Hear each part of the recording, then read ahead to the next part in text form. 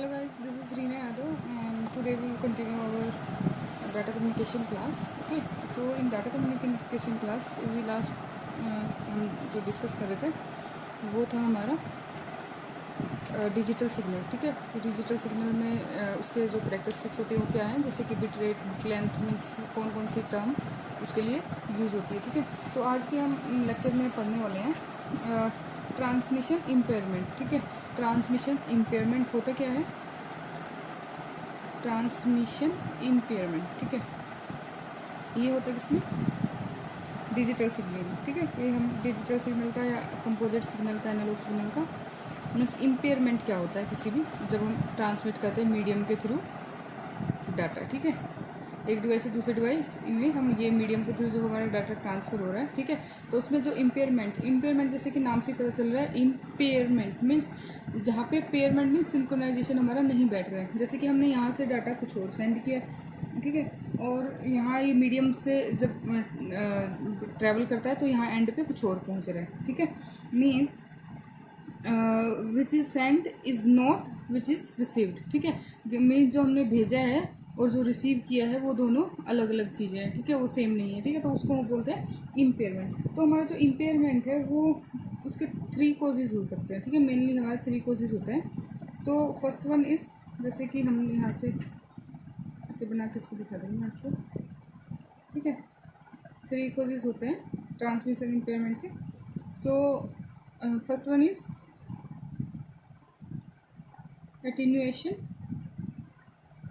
attenuation and the second one is distortion and the third one is noise. Okay, so attenuation क्या होता है हमारा, detail से पढ़ेंगे one by one all of 3. Okay, so let's start with the attenuation. Attenuation means loss of energy. First one is attenuation और इसका मतलब होता है loss of energy.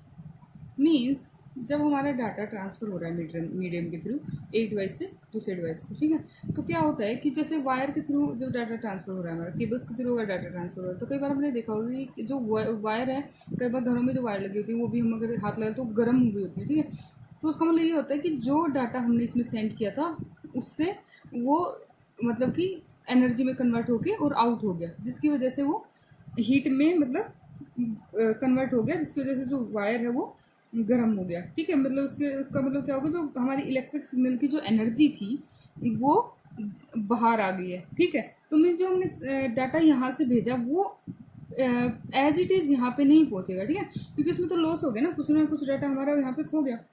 ठीक है, जैसे कि इसको ऐसे समझो, जैसे ये पॉइंट 1 है हमारा. ठीक है, ये पॉइंट 1 है जहाँ से हमने ओरिजिनल हमारा सिग्नल भेजा है. ठीक है, ये फर्स्ट डिवाइस है, ये हमारा मीडियम में हमारा कोई पॉइंट 1 है. ठीक है, यहाँ पे हमारा जो डाटा है वो कुछ इस तरह का है. ठीक है, उसके बाद हमने यहाँ पॉइंट 2 पे हमने चेक किया डाटा. ठीक है, सिग्नल की किस तरह का है, यहाँ पे सिग्नल कुछ और इस तरह का है. ठीक है, इससे मीन्स डिफरेंट सिग्नल आ रहा है.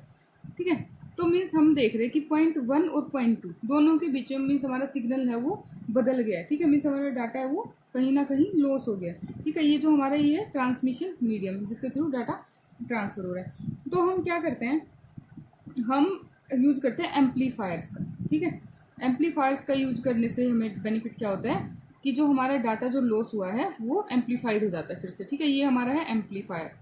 सो यहाँ पे हमें पता चल गया कि एम्पलीफायर का हमारे यहाँ यूज क्या होता है कि जो डाटा है हमारा ये डाटा कुछ लॉस हुआ है यहाँ पे, तो ये ओरिजिनल शेप में यहाँ पे हमारा आ जाता है. ठीक है, जो ओरिजिनल डाटा था वो हमें मिल जाता है उसके लिए, बट हमें एम्पलीफायर की ज़रूरत पड़ती है. ठीक है, ये हमारा पॉइंट 3 हो गया. ठीक है, अब हमारे पास टर्म आती है डेसिबल.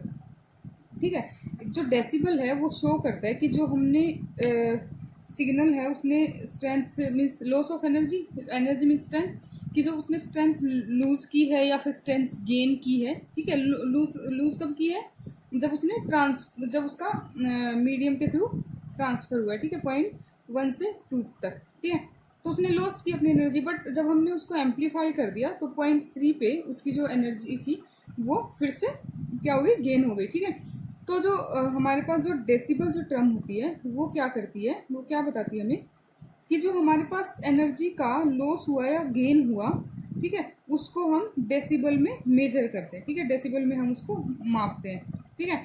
टू सिग्नल्स की भी या फिर वन सिग्नल्स की मीन्स किसी भी मान लो एक सिग्नल की हम माप रहे हैं, ठीक है, तो 2 पॉइंट्स के बीच की, ठीक है, 2 पॉइंट्स के बीच की मेजर करेंगे हम, तो उसको किस में मेजर करते हैं हम, डेसिबल में, ठीक है, कि एनर्जी लॉस हुई है या एनर्जी गेन हुई है। ओके, सो यहाँ पे एक नोट करने वाला पॉइंट ये है कि जब हमारा जो डेसिबल है अगर वो नेगेटिव होता है तो इसका मतलब है कि जो सिग्नल है वो क्या हुआ है, अटेनुएटेड। अटेनुएटेड का मतलब कि जो सिग्नल है वो हमारा मीन्स क्या बोलेंगे कि डिस्ट्रॉय हुआ है या उसको मतलब उसमें कुछ कमी हुई है, ठीक है। अटेनुएशन मतलब उसमें लॉस हुआ है।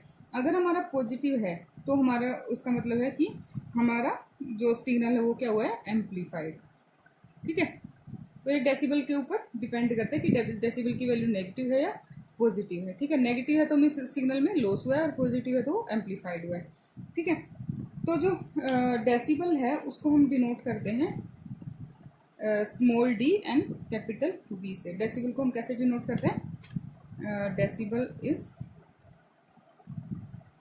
डी बी, ठीक है, इससे हम डिनोट करते हैं डी बी से, ठीक है। अब हम डेसिबल कैसे निकाल सकते हैं, ठीक है, कैसे पता चलेंगे कि कितना एनर्जी लॉस हुआ है कितना गेन हुआ है, ठीक है। उसके लिए फॉर्मूला होता है हमारे पास 10 log base 10 and P2 by P1, ठीक है। Now what is the P2 and P1 है, ठीक है। दीज आर द पॉइंट्स, जो पॉइंट्स मैंने बताए थे ना कि ये पॉइंट 1 है, ये पॉइंट 2 है, ये पॉइंट 3 है, ठीक है। These are the points. P1 P2 is the receiver point means जो सेकंड पॉइंट है जहाँ पे डाटा पहुंच रहा है। P1 is the original point, ठीक है, कि जो मतलब यहाँ पे हमने मान लो इन दो के बीच में मेजर किया तो P1, ठीक है। यहाँ पे P1 की वैल्यू की स्टार्टिंग में हमारा डाटा कितना था, मान लो यहाँ से हमारे डाटा की वैल्यू 10 थी, ठीक है। P2 पे पहुंच के 7 रह गई, ठीक है। तो ये हमारा मीन्स P1 हो गया, ये P2 हो गया। अगर हम यहाँ से मेजर करें, ठीक है, यहाँ पे हमने एम्पलीफायर लगा दिया, ठीक है, तो यहाँ पे 7, यहाँ पे 10, दोबारा से एम्पलीफायर लगाने से दोबारा से हमारा जो डाटा है वो सेम हो गया, ठीक है। तो मीन्स इसको हम पॉइंट P1 बोलेंगे, इसको पॉइंट P2 बोलेंगे, ठीक है। तो ये हो गई P2 P1। अब हम एक एग्जाम्पल लेके इसको समझते हैं, ठीक है। जैसे कि मान लो हमारे पास सिग्नल है, ट्रैवल कर रहा है किसी एम्पलीफायर से ट्रैवल कर रहा हो, ठीक है, तो उसकी पावर है वो बढ़ जाती है। जब अगर एम्पलीफायर के थ्रू ट्रैवल करेगा सिग्नल तो जो एनर्जी लॉस हुई थी वो बढ़ जाएगी, तो उसकी पावर है जो इंक्रीज हो जाती है 10 टाइम, ठीक है। जैसे यहाँ से एम्पलीफायर लगा, यहाँ से सिग्नल आ रहा था, यहाँ से हमने एम्पलीफायर लगाया और यहाँ पे उसकी पॉइंट हमारी पॉइंट किस पे, पॉइंट 1 पे उसकी वैल्यू कितनी आ गई, इंक्रीज हो गई 10 टाइम्स, ठीक है। इसका मतलब क्या हुआ कि जो P2 की वैल्यू हो गई वो क्या हो गई 10 ऑफ P1, ठीक है। कि जो पॉइंट 2 पे हमारी वैल्यू है, यहाँ से कोई डाटा आ रहा है पॉइंट 1 से, ठीक है, तो वो 10 टाइम हो गई P2 के। कि हम ये मान के चल रहे हैं कि यहाँ पे P1 पे वैल्यू 0 है, ठीक है, क्योंकि P1 की वैल्यू हमें गिवन नहीं है ना, तो P1 की हम ये मानेंगे कि 0। बट P2 पे आया तो वो इंक्रीज हो गया 10 वैल्यू से, 10 वैल्यू से इंक्रीज हो गया, तो मीन्स अगर हम मान लो यहाँ पे P1 की वैल्यू कितनी भी लगा ले, ठीक है, P1 की वैल्यू अगर हमने 2 लगा ली तो P2 की वैल्यू कितनी हो गई, 10 टाइम इंक्रीज हुई है, ठीक है, 10 टाइम इंक्रीज हुई है ना, तो इंटू 10 मतलब 20 हो गई। 10 टाइम्स का मतलब है कि P1 की वैल्यू कुछ भी हो उसके 10 टाइम्स हो गई। अगर 0 ले रहे हैं तो P2 की वैल्यू हमारी 10 होगी, ठीक है। तो इसका मतलब ये होगा कि P1 की वैल्यू, यहाँ पे P2 की वैल्यू हमारी 10 टाइम्स ऑफ P1 आ गई, ठीक है। और P1 की वैल्यू तो P1 है ही, कुछ भी लगा लो वो P1, ठीक है। तो चलो अब हम इसको सोल्व करके देखते हैं। जो हमने फॉर्मूला अप्लाई किया था, फॉर्मूला क्या था हमारा, सॉरी 10 log बेस 10 और यहाँ पे क्या था P2 बाय P1। तो P2 की वैल्यू यहाँ पे क्या है दिख रही है, 10 log बेस 10, P2 की वैल्यू 10 P1 बाय P1, ठीक है। P1 से P1 कैंसिल हो गया। अब देखो यहाँ पे 10, ये log की प्रॉपर्टी वैसे बट फिर मैं बता रही हूँ, बेस 10 और यहाँ पे 10 बच गया। अब देखो जब हमारे पास log 2 की तो सबको पता होती है, log 2 और बेस 2 जब होता है तो कैंसिल होके 1 आ जाता है। ऐसे ही log 10 और बेस 10 है तो कैंसिल होके 1 आ जाएगा, ठीक है। सो यहाँ पे क्या आ गया हमारा, ये वाला 10 डेसिबल, ठीक है। तो जो हमारे पास जो सिग्नल आ गया वो कितना आ गया, मीन जो हमारे पास जो पावर जो गेन हुई, क्योंकि एम्पलीफाइड हुआ ना, एम्पलीफाई हुआ तो जो हमारे पास कितना आ गया, वो गेन आ गया एनर्जी में 10 dB, ठीक है। सो ये हमारा था अटेन्यूएशन। उसके बाद हमारा सेकंड आता है क्या, डिस्टोरेशन। डिस्टोरेशन कुछ भी नहीं है, distortion simply the change in the form और शेप ऑफ द सिग्नल, ठीक है। मीन्स डिस्टोरेशन का मतलब क्या है कि ये मेनली होता है कंपोजिट सिग्नल में, ठीक है। जो डिस्टोरेशन हमारा होता है वो होता है कंपोजिट सिग्नल। कंपोजिट सिग्नल मैंने पीछे वाले लेक्चर्स में अच्छे से एक्सप्लेन किया है, आप प्लीज़ एक बार चेक कर लेना होते क्या है डिस्टोरेशन, सॉरी कंपोजिट सिग्नल।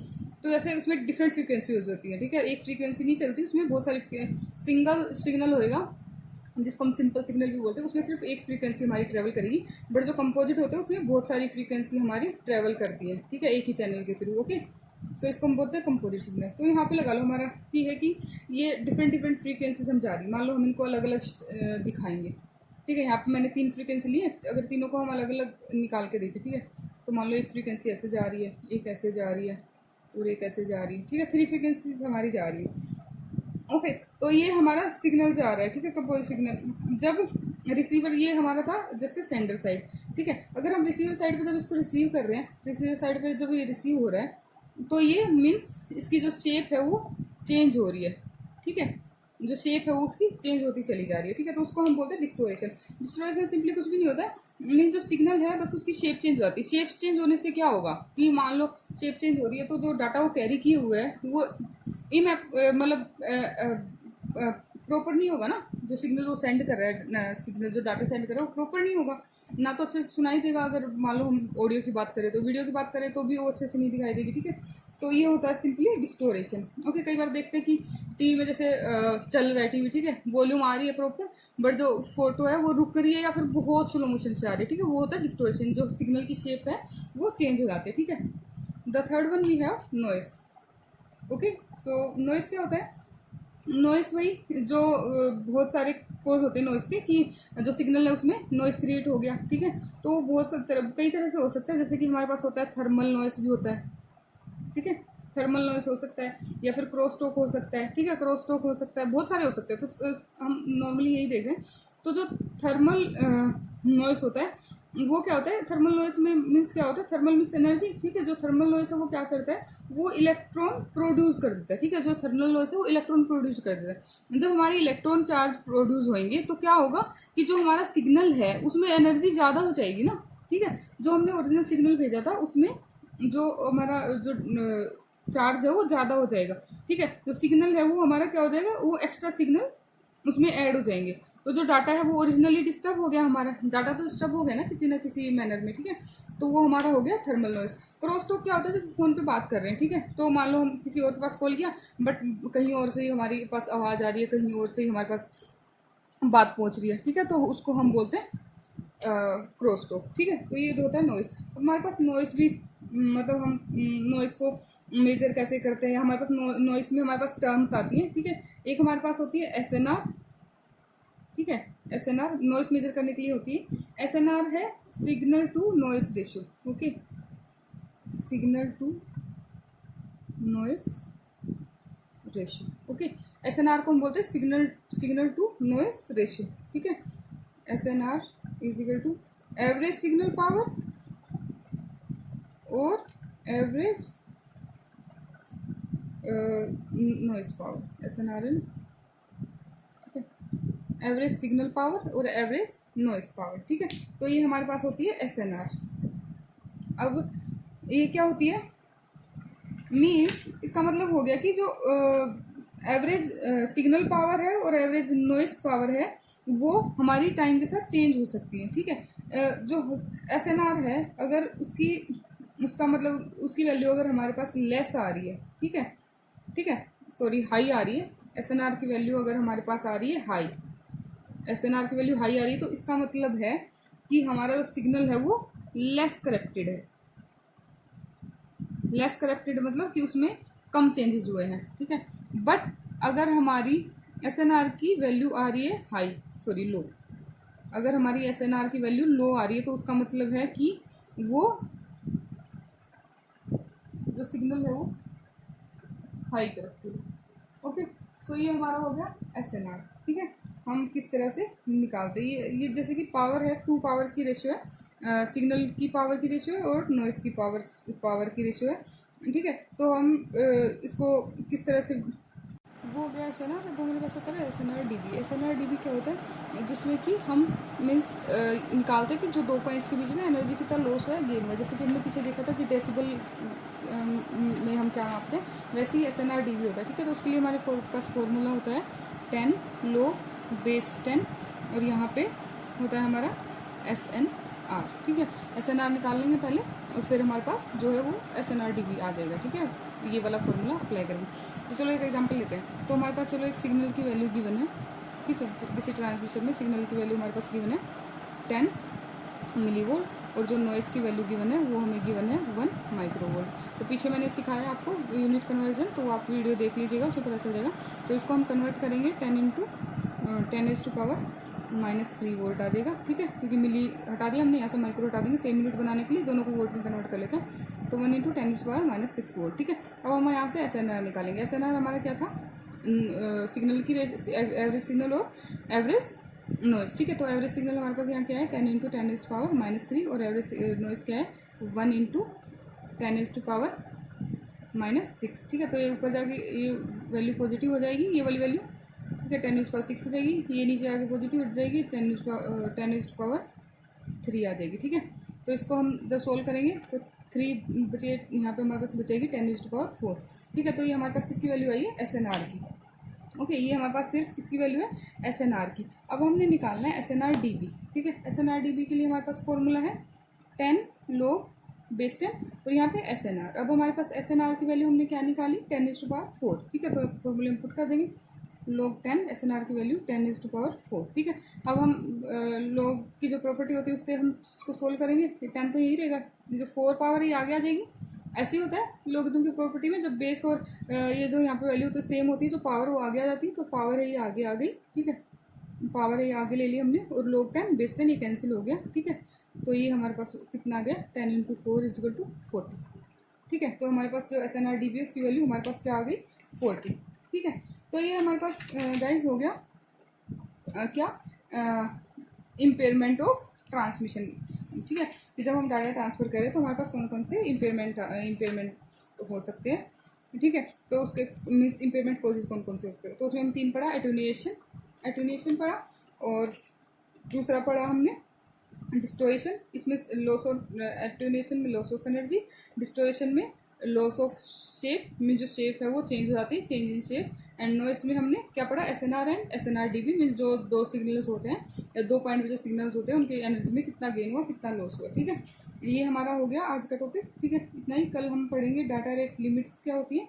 ठीक है, उसमें हमारे पास 2 चैनल होते हैं, noiseless channel and noisy channel, जिसको हम नेक्स्ट बिट रेट बोलते हैं और चैनल कैपेसिटी। ठीक है, ये कल के लेक्चर में हम पढ़ेंगे। इंपॉर्टेंट टॉपिक है, मिस मत कीजिएगा। सब्सक्राइब कर लीजिएगा चैनल को और बेल आइकन प्रेस कर लीजिएगा ताकि जो कल वीडियो अपलोड हो वो आपको उसी टाइम पे मिल जाए। ओके गाइस, आज के लिए इतना ही। Bye bye, take care, have a good day.